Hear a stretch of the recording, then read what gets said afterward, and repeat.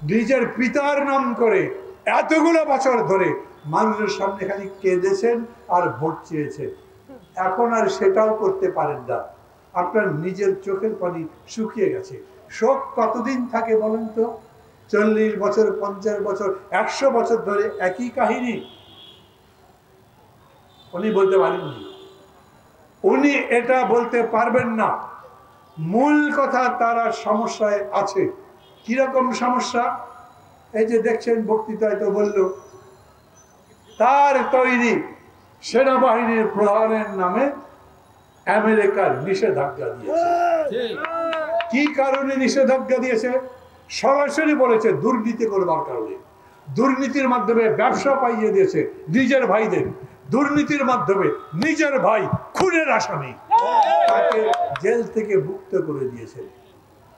আমার মধ্যে প্রশ্ন হয়, আচ্ছা ওই যে খুনের আসামি মুক্ত করে দিল, ওটা কেবলমাত্র জেনারেল আজিজ বলেছেন তাই হয়েছে? প্রেসিডেন্টের সই করতে হয়নি? যিনি প্রেসিডেন্ট ছিলেন তাকে তখনকার প্রধানমন্ত্রী রিকোয়েস্ট করে বলেন নাই হ্যাঁ তাকে ছেড়ে দেন? অতএব স্যাংশন যদি ঠিক মতো হয়, তাহলে শুধু সেনা প্রধান স্যাংশন খাবেন না, তৎকালীন রাষ্ট্রপতিও স্যাংশন খাবেন। এখনকার এবং তখন যিনি প্রধানমন্ত্রী ছিলেন সেই প্রধানমন্ত্রী শেখ হাসিনা স্যাংশন। অপেক্ষা করে, আমেরিকার স্যাংশন দিতে হবে না, আমরাই আপনাকে স্যাংশন দেব। সেই পথ তৈরি হচ্ছে, সেই পথে মানুষ এখন যাচ্ছে। ভাবতে পারেন একটা লোক কত ধরনের দুর্নীতি করেছে। একজনকে র্যাব প্রধান বানিয়েছিলেন, তারপরে পুলিশ প্রধান, তারপরে তার নামে পুরা বাহিনীরই বদনাম হয়েছে, র্যাব স্যাংশন খেয়েছে। এখন আবার তার নামে আমেরিকা নয়, ইংল্যান্ড নয়, বিদেশ নয়, দেশের মধ্যে থেকে তার উপরে স্যাংশনই তো নাকি তদন্ত হয়েছে, বলেছে সব ব্যাংক অ্যাকাউন্ট বন্ধ, জব্দ, এবং তার যত সম্পত্তি আছে সবকিছু বাজেয়াপ্ত। আমার জানতে ইচ্ছে করে বেনজির আহমদের কত টাকা আছে ব্যাংকে।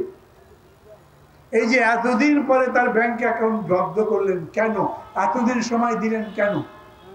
মানে মাল যা কামিয়েছে বাইরে আগে ট্রান্সফার করে নিক তারপরে। পত্রিকায় দেখলাম বেনজির এবং তার পরিবারের সম্পত্তির পরিমাণ 342 বিঘা। তো তার ব্যাংকে কত টাকা ছিল সেটাও তারা জানবার কথা না? আমি দাবি করছি তাও জানান। আমি দাবি করছি কেন এতদিন পরে তার নামে এই নিষেধাজ্ঞা দেওয়া হলো? ওই কোর্টকে জিজ্ঞেস করেন, দুদক যখন তদন্ত করতে চেয়েছিল তখন হাইকোর্ট কেন সেই তদন্ত বন্ধ করতে বলেছিল? কার নির্দেশে?